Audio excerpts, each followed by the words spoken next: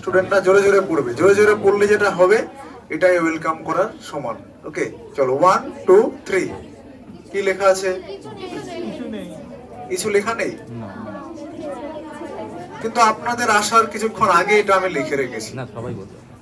তাহলে এটা হতে পারে কলকাতার পলিউশন রেটটা তো বেশি, যার জন্য লেখার উপর ধুলোর একটা আস্তরণ পড়ে যেতে পারে, তাই তো?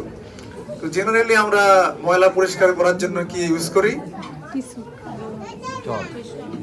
স্প্রে বা কিছু। তো আমার কাছে রয়েছে এরকম একটা স্প্রে। ওকে, এইটা একবার এখানে স্প্রে করে দেখা যাক কি হয়। স্টুডেন্টরা বলো তো এই ধরনের কন্টেনার গুলো কোথায় দেখা যায় জেনারেলি? Salon, exactly. তো এইটা একবার স্প্রে করে দেখা যাক ওই লেখাটার উপর, যদি কিছু আসে তাহলে জোরে জোরে পড়তে হবে। ওকে চলো 1 2 3।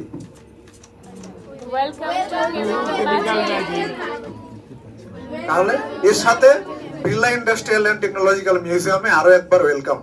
ওকে, আচ্ছা যে লেখাটা এসেছিল এটা কি কালারের? স্টুডেন্টরা এটা কি কালারের? পিঙ্ক, তাই তো? পিঙ্ক কালার কোন অ্যালফাবেটটা দিয়ে স্টার্ট হয়? পিঙ্ক ওয়ার্ডটা পি দিয়ে, পি দিয়ে স্টার্ট হয়। এরকম একটা কেমিক্যাল ইন্ডিকেটরের নাম কি তোমাদের জানা আছে? আপনাদের জানা আছে কি? প্রথমে বলে রাখি কেমিক্যাল ইন্ডিকেটর জিনিসটা কি।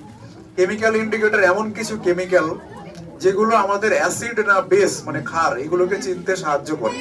ওকে, তো পি দিয়ে স্টার্ট হয় এরকম একটা কেমিক্যাল ইন্ডিকেটরের নাম কে বলতে পারবে? ফেনolphthalein, এক্স্যাক্টলি।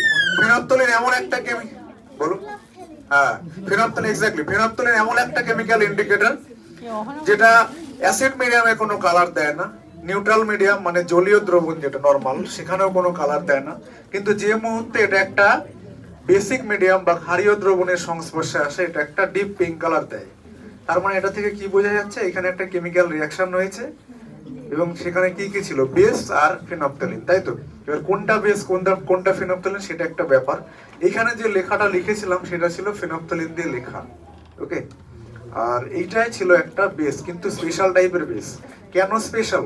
কারণ এখানে যে লেখাটা এসেছিল সেটা আবার ধীরে ধীরে চলেও গেছে, দেখেন, তাই না? তাহলে এটা স্পেশাল টাইপের বেস। এই বেসটার নামটা কি কেউ বলতে পারবে? গেস করতে পারবে কি? স্টুডেন্টরা কেউ কি গেস করতে পারবে? বলো।